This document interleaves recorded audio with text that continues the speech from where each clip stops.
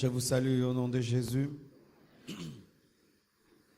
Soyez tous bénis ce matin. Nous venons d'une grande convention sur l'éternité et nous allons continuer à parler sur l'éternité pendant tout ce mois de juillet, sauf pendant la convention Yada. Mais c'est un sujet tellement important que nous devons nous y attarder jusqu'à ce que la substance du message puisse entrer et porter du fruit. Frères et sœurs, beaucoup n'ont pas pu être là à la convention des hommes. Tellement de choses ont été enseignées, et pas seulement aux hommes, à l'humain. Je vous prie de vous procurer les CD des enseignements. Amen. Le thème de mon message ce matin, c'est « Entrer par la porte étroite ». Amen. Dis à ton voisin, « Entre par la porte étroite ». Ça, c'est la décoration de la convention. On va rendre ça lundi. Amen. « Entre par la porte étroite ». Tu peux lui dire? Nous sommes debout pour lire la parole de Dieu.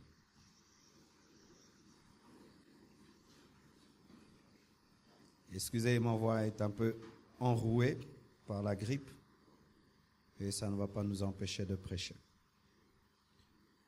Matthieu 16, versets 24 à 26. Alors Jésus dit à ses disciples, « Si quelqu'un veut venir après moi, qu'il renonce à lui-même, qu'il se charge de sa croix et qu'il me suive. Car celui qui voudra sauver sa vie la perdra. Mais celui qui la perdra à cause de moi la trouvera. Et que servirait-il à un homme de gagner tout le monde s'il perdait son âme, ou que donnerait un homme en échange de son âme? » Nous lisons également Marc 10, verset 23, jusqu'au verset 25. Marc 10, 23, 25. Jésus, regardant autour de lui, dit à ses disciples qu'il sera difficile à ceux qui ont des richesses d'entrer dans le royaume de Dieu. Les disciples furent étonnés de ce que Jésus parlait ainsi, et reprenant, il leur dit, « Mes enfants, qu'il est difficile à ceux qui se confient dans les richesses d'entrer dans le royaume de Dieu. Il est plus facile à un chameau de passer par le trou d'une aiguille qu'à un riche d'entrer dans le royaume de Dieu. » Ecclésiaste 8, verset 8. Ecclésiaste 8, 8. L'homme n'est pas maître de son souffle pour pouvoir le retenir, et il n'a aucune puissance sur le jour de la mort. Il n'y a point de délivrance dans ce combat, et la méchanceté ne saurait sauver les méchants. Nous terminons avec Matthieu 7, qui est notre texte de base. Matthieu 7, 13 à 14. Entrez par la porte étroite, car large est la porte, spacieux est le chemin qui mène à la perdition.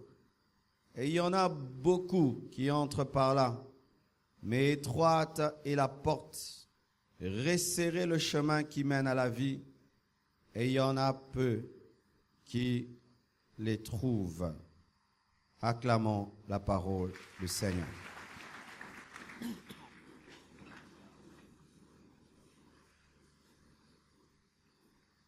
Entrez par la porte étroite. Matthieu 16, versets 24 à 26 est rempli d'enseignements. Jésus-Christ enseigne à ceux qui veulent être ses disciples comment ils peuvent le devenir. Parce qu'on ne devient pas disciple de quelqu'un selon ses principes, mais on devient disciple de quelqu'un selon ses principes. C'est au maître de donner les principes pour que les disciples le suivent. Ce n'est pas au disciple de choisir les principes qu'il va appliquer pour suivre le maître. Une chose qui nous arrive des fois, nous voulons suivre Jésus à notre manière. Nous voulons une Bible à notre manière. Je crois que s'il était permis à chaque homme d'écrire une Bible, il y aurait beaucoup de versets qui disparaîtraient de cette Bible que nous avons parce que l'homme n'aime pas suivre les principes de l'autre.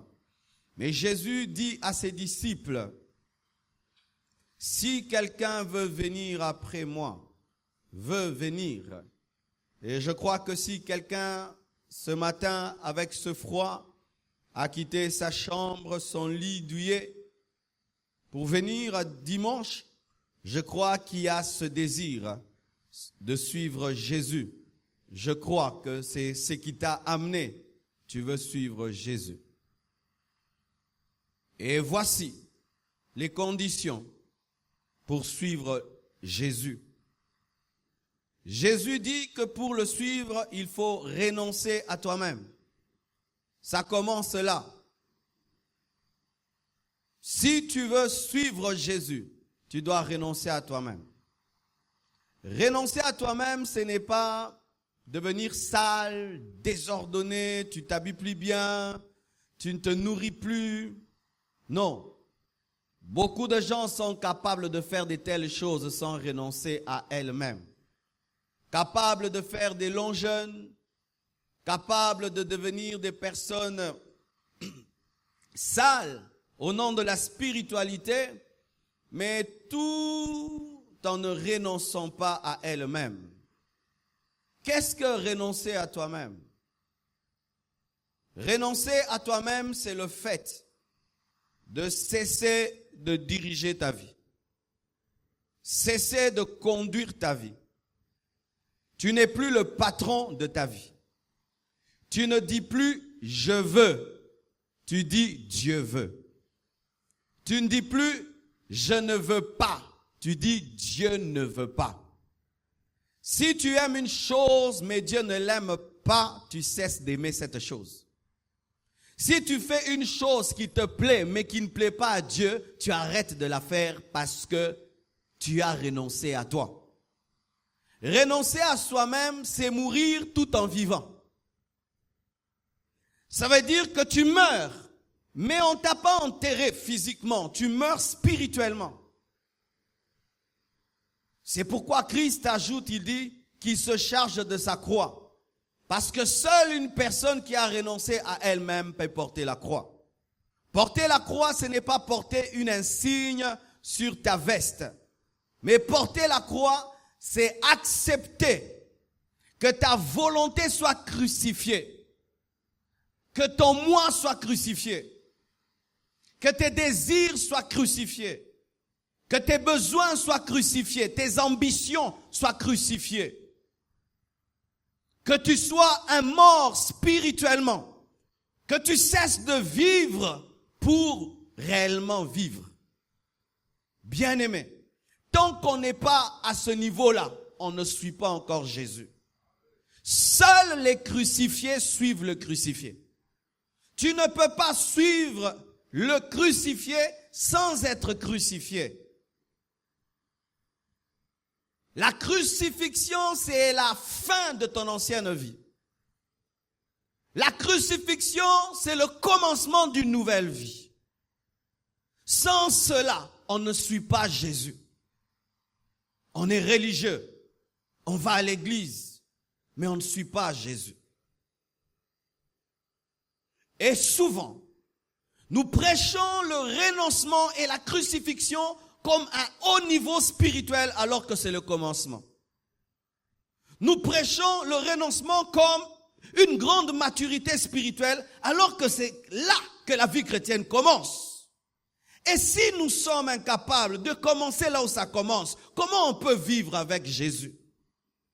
Renoncer à soi-même.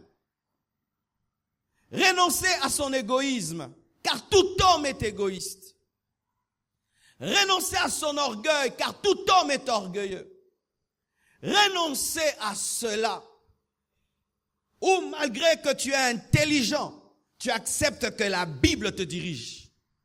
Malgré que tu as plusieurs connaissances, tu acceptes que le Saint-Esprit te conduise. C'est là, devenir disciple et suivre Jésus. Suivre Jésus, ce n'est pas marcher sur un chemin de la croix le jour de la Pâque. Suivre Jésus, c'est faire de Jésus ton modèle. Nous voyons des gens transformés par leur modèle, qui deviennent leurs idoles. Ils aiment tellement une star de la musique qui commence à s'habiller comme la star, parler comme la star, danser comme la star. Et quand Jésus devient ton modèle, il te transforme et tu commences à lui ressembler. Suivre Jésus, c'est ressembler à Jésus. Jésus n'a pas dit, si quelqu'un veut être mon disciple, qu'il prie beaucoup, qu'il aille beaucoup à l'église. Non, qu'il renonce à lui-même, qu'il se charge de sa croix et qu'il fasse de moi son modèle, son exemple. Quand tu parles, tu cherches à parler comme Jésus. Quand tu vis, tu cherches à vivre comme Jésus. Avant que tu ne fasses quoi que ce soit, tu te poses la question, si Jésus était à ma place, qu'est-ce qu'il allait faire et qu'est-ce qu'il allait dire? Si Jésus était à ma place, qu'est-ce qu'il allait faire et qu'est-ce qu'il allait dire? C'est alors que tu as commencé à devenir disciple de Jésus. Et Jésus, sachant que l'homme ne vit que pour lutter contre la mort, nous bâtissons des maisons pour nous protéger contre le froid. Nous travaillons pour trouver la nourriture. Et pourquoi? Pour ne pas mourir. La plupart des efforts de l'homme sont concentrés sur la survie. Ne pas mourir, ne pas mourir, ne pas mourir. Déjà, un petit enfant cherche à ne pas mourir. Mais Jésus maintenant vient et il dit quelque chose de contradictoire par rapport à la philosophie de l'homme. Il dit, celui qui voudra sauver sa vie la perdra. C'est-à-dire quoi? Ne cherchez pas à sauver vos vies. Et si vous mourrez, vous vivrez. La vie dans les choses de Dieu commence quand on meurt. Et quand on refuse de mourir, on est mort. C'est qui perd, gagne. Quand Dieu t'appelle au brisement, à la mort à toi-même, il ne t'appelle pas en soi à la mort, il t'appelle à la vie. Mais quand tu refuses le brisement et le renoncement, alors tu as renoncé à la vie. Dans le royaume de Dieu, les morts sont des vivants et les vivants sont des morts. Dans le royaume de Dieu, ceux qui sont morts à leur ancienne vie vivent. Et ceux qui vivent à leur ancienne vie sont morts. Jésus demande à l'homme de céder, de ne pas lutter contre la mort et le renoncement à lui-même qui lui propose enfin de vivre. Car si tu luttes contre le renoncement, tu luttes contre la vie que Jésus veut te proposer, car il ne peut donner la vie qu'au crucifié.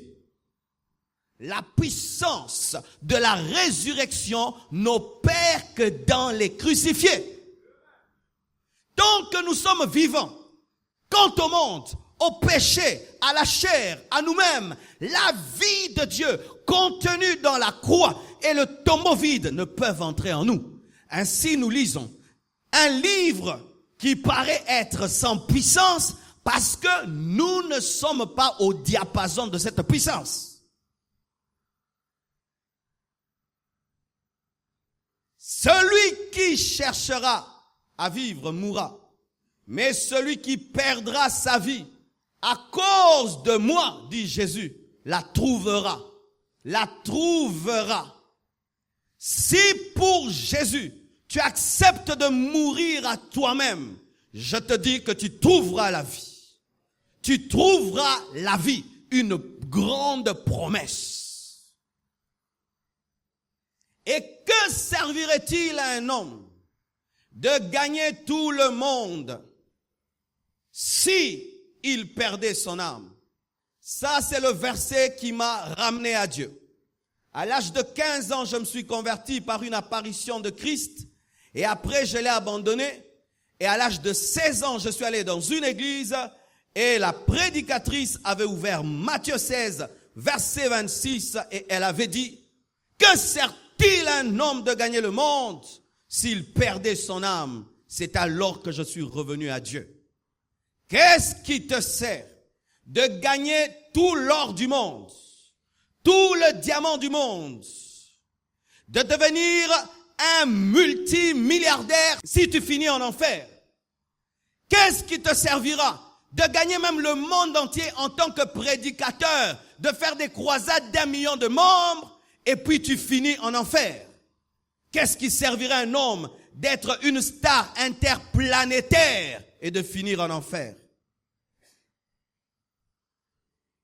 Tu vis que pour l'argent, tu vis que pour le monde. Dieu te pose la question. Qu'est-ce qui te servira de gagner tout ce monde si tu perdais ton âme? Ça ne te servira à rien.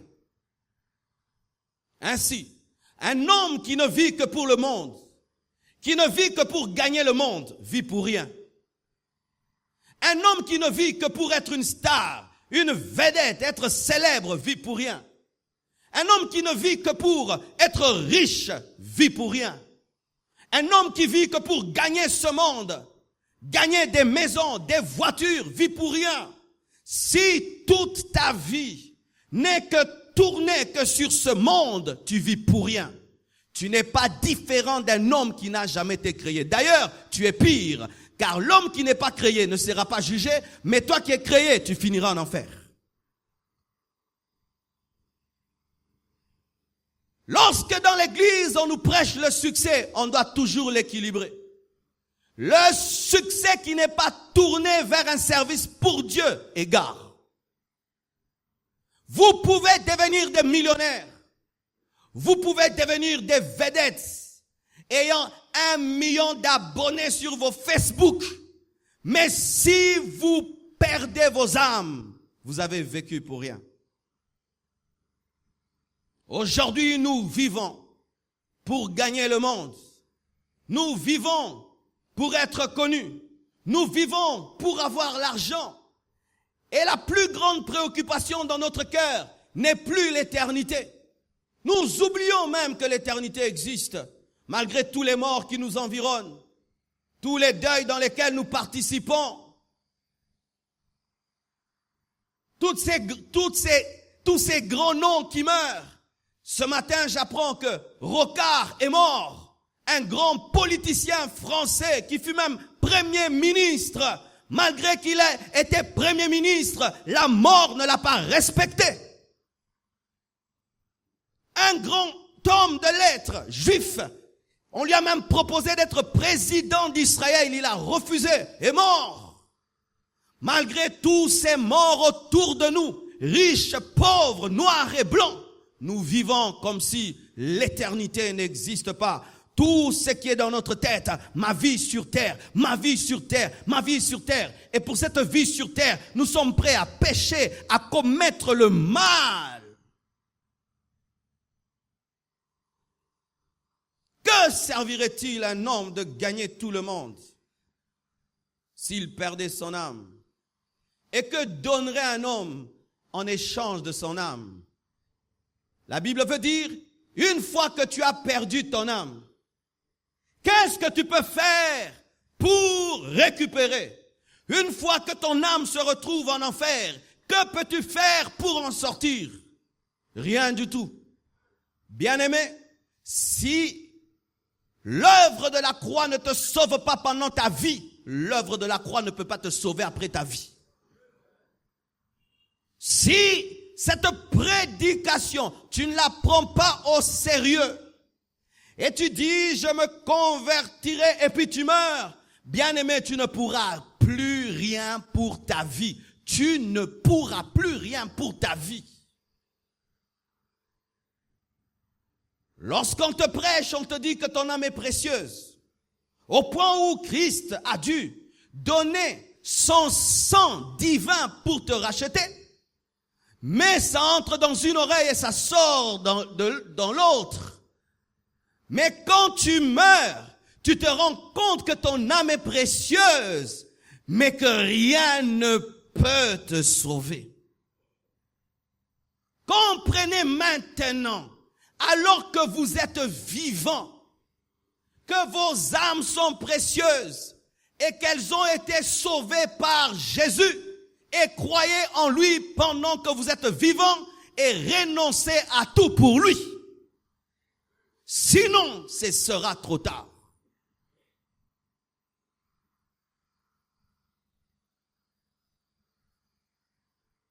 Et une parole forte au sujet de l'éternité.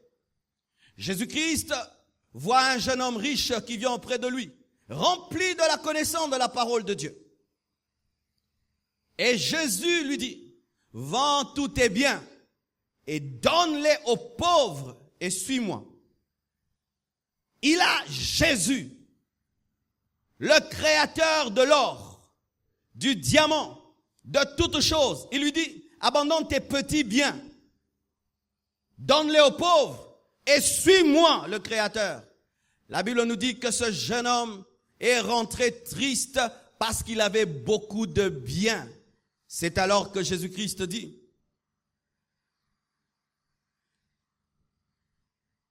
qu'il sera difficile à ceux qui ont des richesses d'entrer dans le royaume de Dieu. Ce n'est pas ma parole.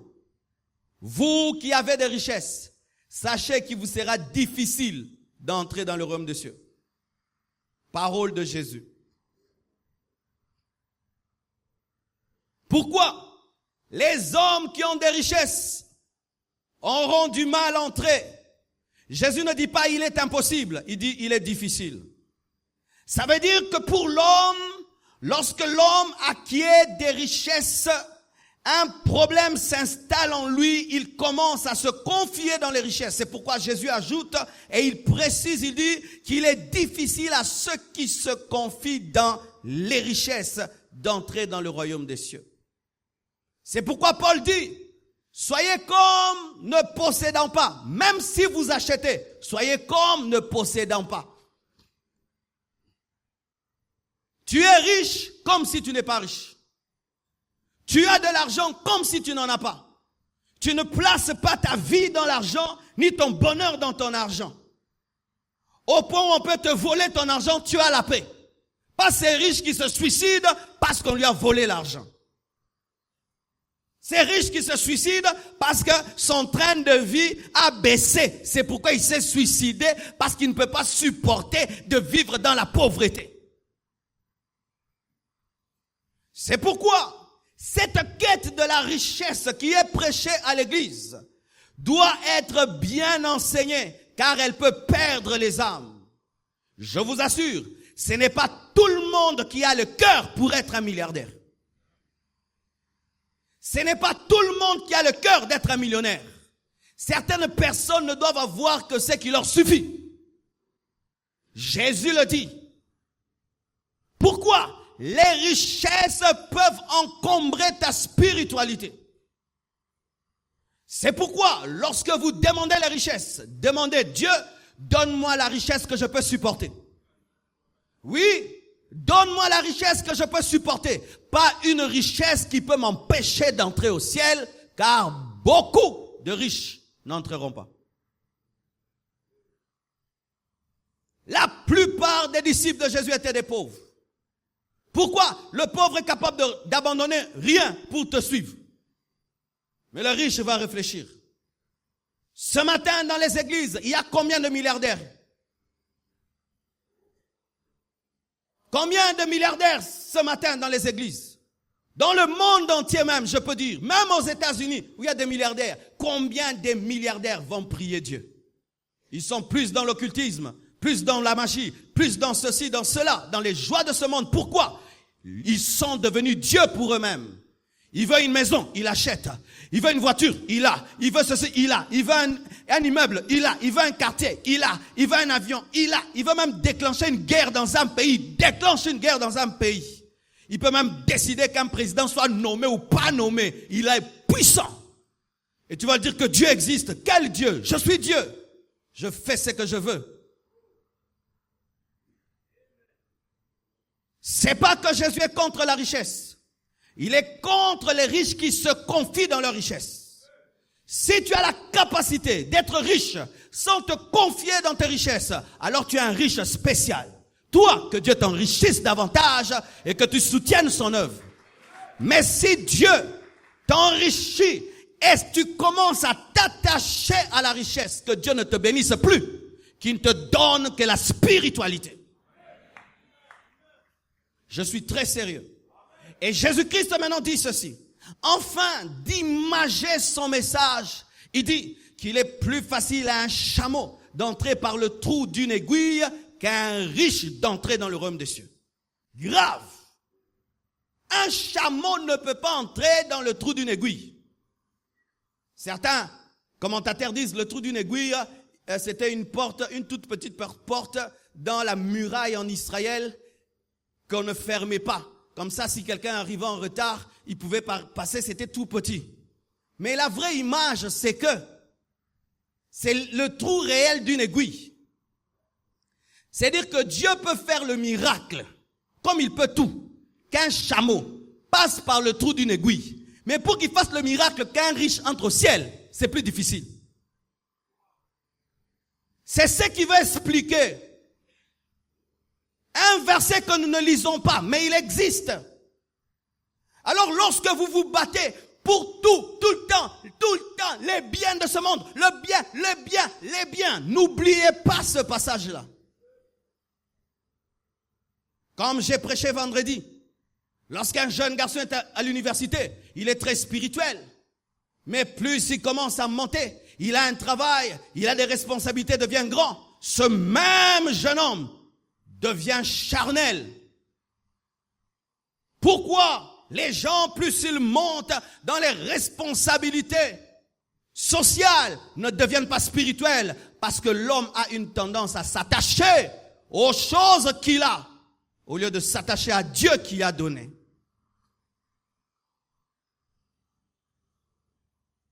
C'est pourquoi, bien-aimés, nous demandons beaucoup, mais Dieu n'exauce pas les paroles, il exauce les cœurs. Si Dieu sent que ton cœur s'attachera à ce qu'il te donne, il ne te donnera pas. Il a promis à Abraham un fils, Isaac. Et quand le cœur d'Abraham a commencé à s'attacher à Isaac, qu'est-ce qu'il a dit? Donne-moi ce fils. C'est ça le Dieu de la Bible. Nous n'avons pas un Dieu qui nous bénit puis ferme les yeux. Il commence à t'observer comment tu te comportes face à ce qu'il t'a donné. Rien qu'un téléphone, tu es tout le temps au téléphone, tu ne lis plus la Bible. Une voiture, tu roules tout le temps, tu roules, tu n'as plus le temps de prier. Une télévision, tout le temps à la télé, tu n'as plus le temps pour Dieu. Rien qu'une télévision, que Dieu te donne, t'empêche de prier et que Dieu fasse de toi un millionnaire. Rien qu'une voiture t'empêche d'aller à l'église et que Dieu fasse de toi un millionnaire. Rien qu'avoir un salaire de $1000, tu regardes tout le monde de haut. Rien qu'un salaire de $1000, tu regardes tout le monde comme des fourmis.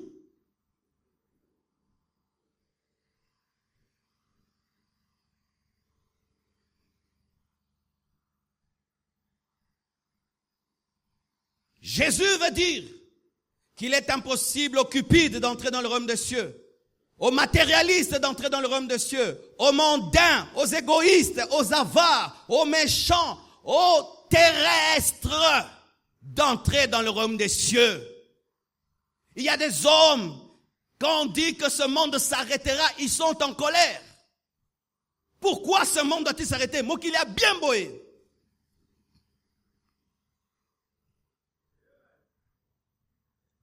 Attaché au monde, à cette vie. Moi, je trouve cette vie très monotone. On dort, on se réveille, On se réveille, on dort, on fait toujours les mêmes choses. Tu te réveilles, tu prends ton café, tu t'habilles, tu sors. 16h, 17h, fatigué au boulot, tu rentres vite à la maison, tu manges, tu dors, tu te réveilles, tu sors, tu reviens. J'ai des perroquets à la maison. Ils ont presque la même vie qu'un homme. Tous les matins, ils parlent, ils mangent, ils parlent, ils tournent, et puis on les couvre, et puis on enlève le matin. Ils parlent, ils tournent, ils mangent, ils dorment, on enlève, ils parlent. Et la vie de l'homme, c'est pareil. Quand tu rentres à la maison, tu fais quoi? Tu enlèves les habits, n'est-ce pas? Tu enlèves les chaussures et tout, tu te détends. C'est ce qu'on fait toujours. Et après, il faut manger. Après avoir mangé, la nourriture te fatigue, il faut dormir. Il y a des il faut. La vie, la même. La vie.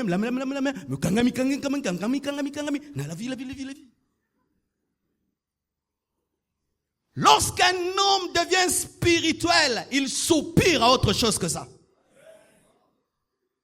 Bien-aimé, lorsque je regarde la monotonie de l'homme, je me rends compte qu'il y a une meilleure vie. Ça doit être la vie au brillant. Parce que si c'est ça, la plénitude de ce que Dieu peut réserver à l'homme, alors Dieu n'est pas parfait. Je vous dis ça, c'est rien du tout. Ça, c'est une vie que Dieu te donne afin de te donner la soif de l'autre vie. Mais si pour toi c'est ça la vie, qui s'attache à ça la vie? Ce sont ceux qui sont dans les boîtes de nuit. Eux, ils aiment bien cette vie. Parce qu'ils ont créé leur paradis sur terre. Mais tu peux créer ton paradis sur terre, le tsunami peut tout détruire. Les gens qui ont été tués par le tsunami étaient allés en vacances dans un endroit paradisiaque qui est devenu l'enfer. Mais au ciel, le ciel reste le ciel, il ne devient jamais l'enfer. Dieu a mis tellement d'imperfections dans cette vie présente pour que nous puissions soupirer à l'autre vie.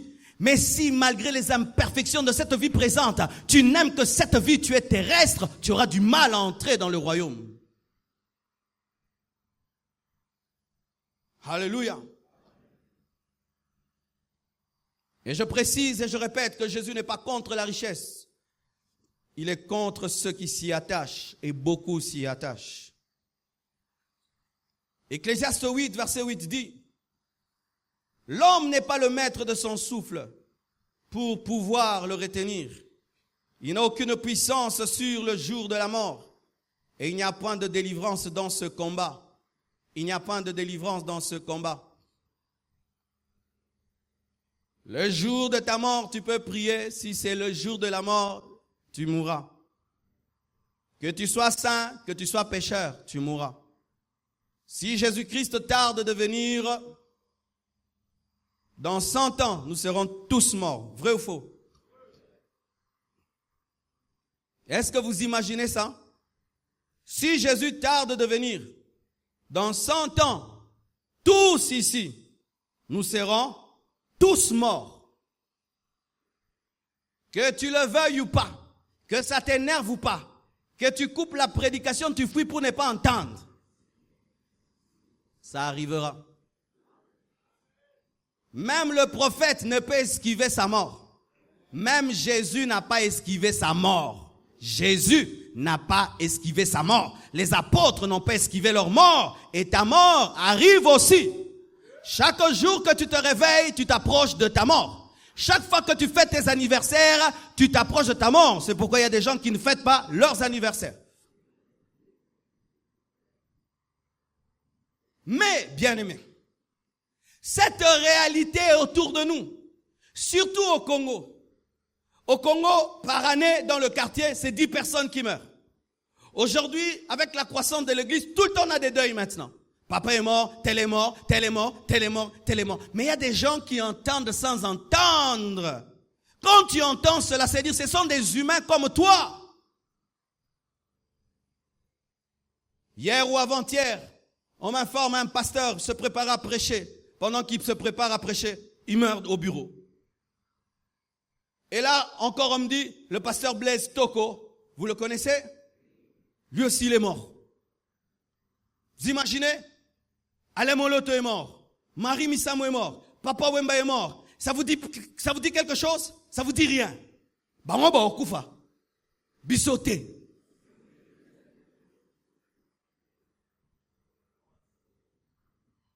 C'est pourquoi je suis étonné. Quand je vais dans les deuils au Congo, les gens ne méditent pas. Je ne comprends plus rien. Je suis découragé dans les deuils. C'est du folklore, alors que le deuil, c'est un lieu où on médite. Les gens font tout pour oublier le mort. Vous allez remarquer dans les deuils au Congo, on fait tout pour oublier qui est la mort. Les gens dansent, ils dansent, cotisation, gerbe de fleurs, ceci, cela. Mais on oublie une réalité. Cet homme était comme nous, il est parti, il faut changer. Non, on refuse. Les gens ne pleurent plus. Les gens pensent maintenant comment ils vont repeindre la maison, comment ils vont montrer que leur famille est une grande famille. On oublie de méditer alors que la Bible dit vaut mieux aller dans une maison de fête, de deuil que dans une maison de fête. Mais aujourd'hui, allez dans les maisons de fêtes. Parce que les deuils sont devenus des fêtes. Et avec ce commerce autour des deuils, où il y a 10 deuils dans un même endroit. 10 deuils dans un même endroit. 10 prédications au même moment. Chacun s'occupe de sa famille. Mais sachez, bien-aimés, que vous le vouliez ou pas, il y a une porte qui s'ouvrira un jour dans votre vie, qu'on appelle la mort. Vous devez passer de l'autre côté. Que tu sois riche, que tu sois pauvre, que tu sois païen, que tu sois chrétien, que tu sois homme, femme, même si tu esquives cela, si Jésus tarde, tous, nous passerons par là. Tout le monde qui voudra sortir de ce lieu doit sortir par là, n'est-ce pas? Tous, après le culte, vous sortirez par là, n'est-ce pas? Il en est de même pour la mort. Qui sortira de ce lieu sans passer par là?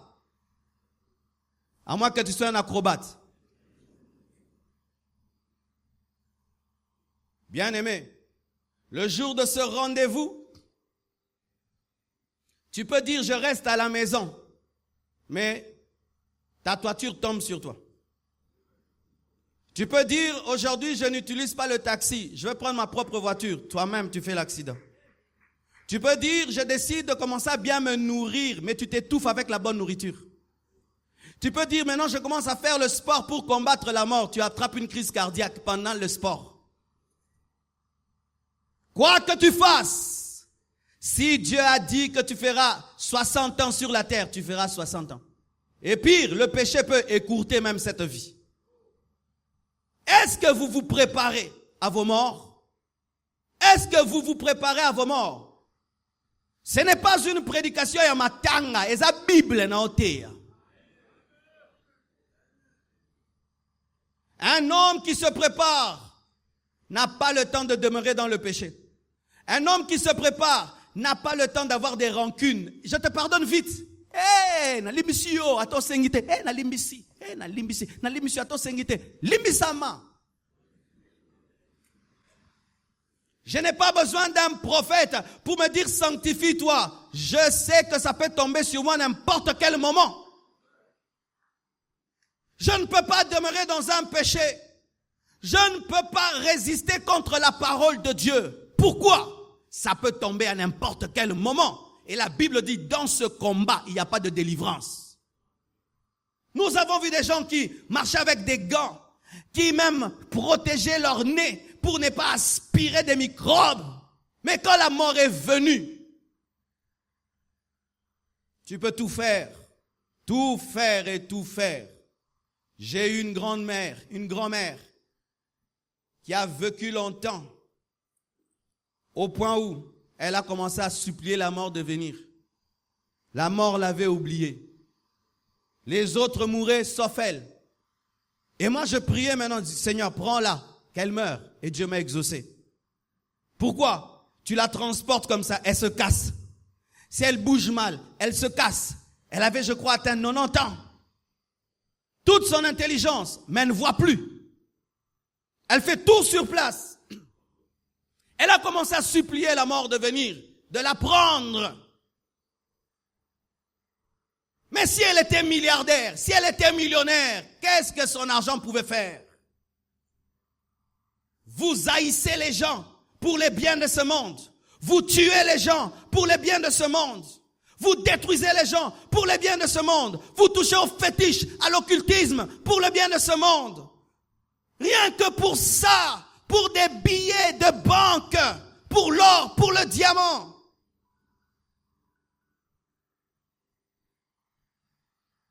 Et il y a un passage bizarre, ce verset est terrible. Il dit, une bonne réputation dans Ecclésiaste vaut mieux que le bon parfum et le jour de la mort que le jour de la naissance. L'Ecclésiaste dit que le jour de la mort est plus important que le jour de la naissance. Le jour de la mort, c'est le jour où tu rends le bilan. Et la Bible dit, la fin d'une chose vaut mieux que son commencement. Et la fin, c'est quoi? C'est la mort. Entre ta naissance et ta mort, ce qui est important pour Dieu, c'est ta mort. Parce qu'un homme qui meurt en Christ est un victorieux. Il a eu l'occasion d'être tenté et d'abandonner, il n'a pas abandonné. C'est pourquoi quand un homme qui a craint Dieu meurt, il faut chanter les louanges de Dieu. Parce que le monde, le diable ne l'a pas eu. Combien de gens commencent et puis ils abandonnent Dieu? Ils abandonnent Dieu et puis ils meurent des païens. Mais un homme qui jusqu'à la fin meurt et il dit comme Jésus, entre tes mains j'abandonne mon esprit, c'est une victoire. Nous préparons la layette des bébés. Nous préparons la layette des bébés. Ce serait une fille, des habits roses, des roses, un garçon bleu. Mais est-ce que nous préparons le jour de la mort qui est plus important que le jour de la naissance? Le pasteur Louis Imba nous a dit qu'il est allé aux États-Unis visiter là où habite Billy Graham. Et le monsieur n'est pas encore mort. On a enterré déjà sa femme. Et à côté, on a déjà mis son tombeau, mais il est vivant. Lui-même a préparé à côté du tombeau de sa femme, sa tombe est là. Il attend, calmement. Niveau. Oh kindokite. Oh beng esprit des morts. Bisoto ki mek esprit des morts, mais ne koufa akaga. Il a prêché l'évangile dans le monde, sauvé des âmes. Il est vieux, il marche courbé comme tout. Et il sait que bientôt il va partir. Parce qu'il vieillit, il sait, il connaît la parole. Et il a déjà préparé sa tombe. Un autre a fait de même, sachant qu'il allait mourir. Lui-même, il a pris ses biens, il a offert aux gens. Frère, si être chrétien, c'est trembler devant la mort, on n'est pas chrétien. Parce qu'être chrétien, c'est vaincre la mort. Si un message sur la mort effraie les chrétiens, il faut recommencer les églises. Ce ne sont pas des églises. Les messages sur le paradis, chez les musulmans, ils disent Allahu Akbar. Vrai ou faux? Tu prêches le paradis chez les musulmans. Oh, les jeunes sont contents. Mais tu prêches le paradis à l'église. Regardez comment vous êtes. J'ai reçu Jésus. Christ vit en moi. Mon nom est inscrit dans le livre de vie. Alors, va là où ton nom est inscrit. Non. Est-ce que réellement nous sommes des chrétiens? Lorsque vous pensez à vos morts, qu'est-ce que vous sentez? La peur. La peur. L'incertitude. L'incertitude. Un chrétien n'a pas d'incertitude quant à sa mort. Il sait où il va. Le Saint-Esprit dans son esprit lui dit que tu finiras dans un bon endroit. Même si je n'ai pas de vision, je sais. C'est pourquoi les hommes spirituels des fois traversent des moments où ils désirent mourir.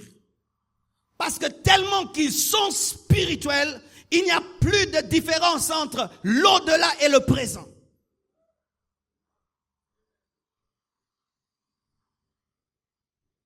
Bien-aimés frères et sœurs, le jour de ta mort est plus important que le jour de ta naissance.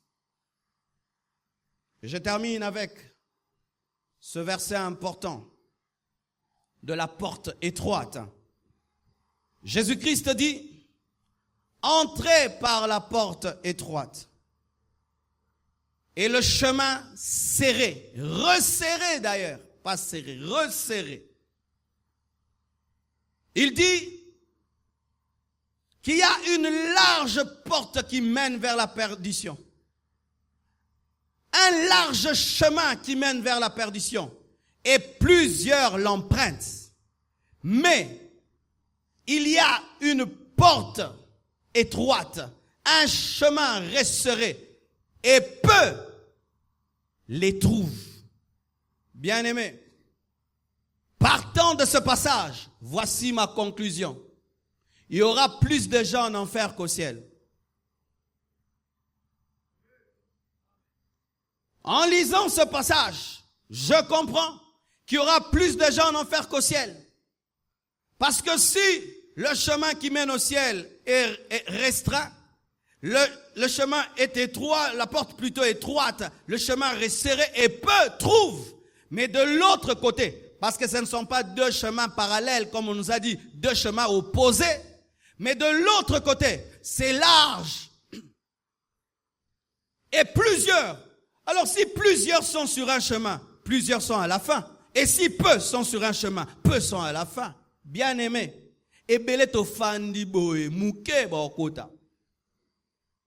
C'est pourquoi l'église, ne tombez jamais dans des mouvements.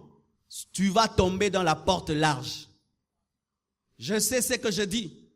Je suis chrétien, ça fait depuis l'âge de 15 ans.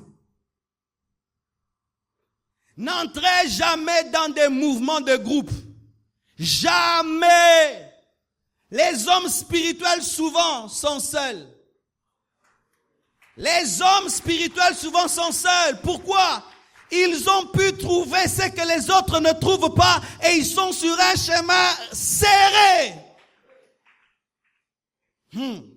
Nous disons souvent, mais comment? On peut dire que tous ces gens sont perdus, Dieu est bon. Mais la Bible dit que le chemin qui mène à la perdition est beaucoup emprunté.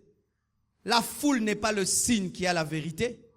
Des fois, la foule est le signe de la perdition. À l'église, bien-aimés, nous prêchons que deux chemins. Soit nous venons vous prêcher un chemin large, une porte large, un christianisme qui comprend tout, et vous finissez en enfer. Soit nous prêchons à l'église un chemin étroit qui demande de renoncer à vous-même et à mourir à vous-même. Comment peux-tu savoir que tu es dans la porte étroite? C'est lorsque tu sens que tu étais venu entrer avec des choses, mais on t'a dit que ça n'entre pas. Que tu as eu l'expérience d'un régime spirituel où tu devais avoir la taille de Jésus, car la porte restreinte, c'est Jésus. Et tu dois avoir la forme et la taille de Jésus pour entrer. Celui qui n'est pas comme Christ n'entre pas. Bien-aimé, si tu ne ressembles pas à Jésus, tu n'es pas en train d'aller au ciel. Même si tu vas à l'église, il est la porte et il est lui-même le chemin.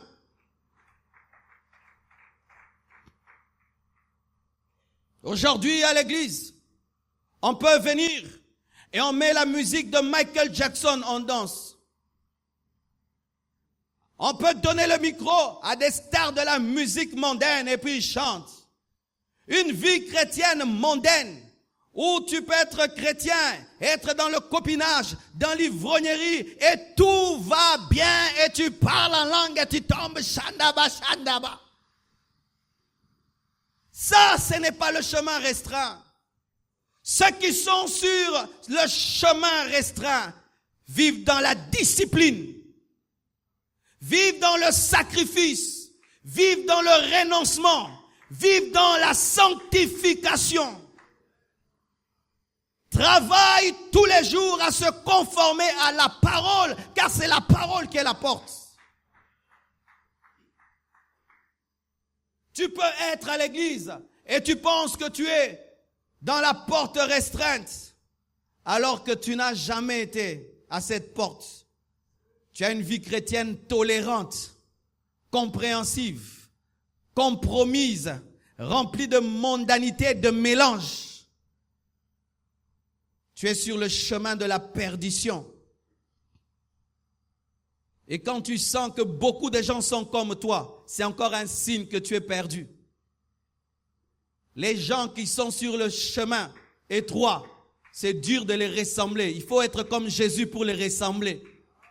Mais il y a beaucoup de chrétiens comme toi, des chrétiens mini, des chrétiens qui s'habillent comme des mondains, beaucoup comme toi. Pourquoi? Vous êtes ensemble sur un chemin de perdition.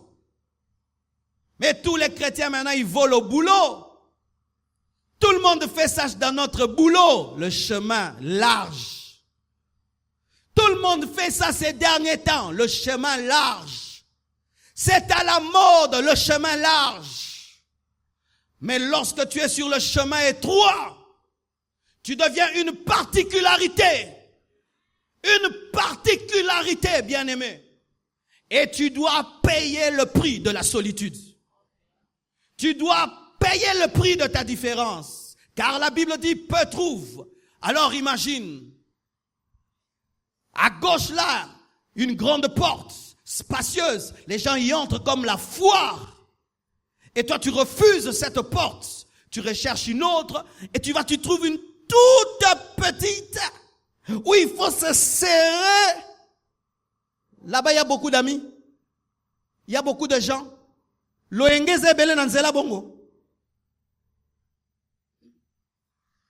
Un chemin petit comme ça, où tu entres, il y a le temps d'être distrait.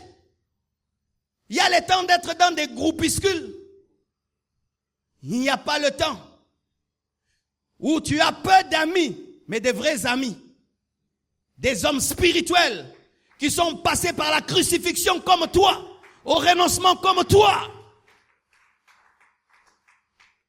Lorsque la vie chrétienne est comme loyenge na loyenge, c'est souvent le large chemin. Parce que quand le chemin est large, on peut faire des trucs. Mais quand c'est étroit,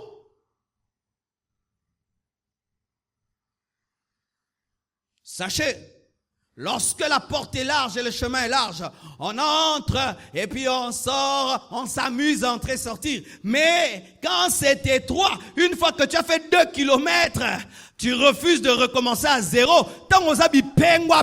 Je me pose la question si tu connais le chemin étroit. Les hommes qui sont sur le chemin serrés ont du mal à rentrer en arrière parce qu'ils connaissent le prix qu'ils ont payé pour être jusque-là. Que là, moi, j'abandonne Dieu.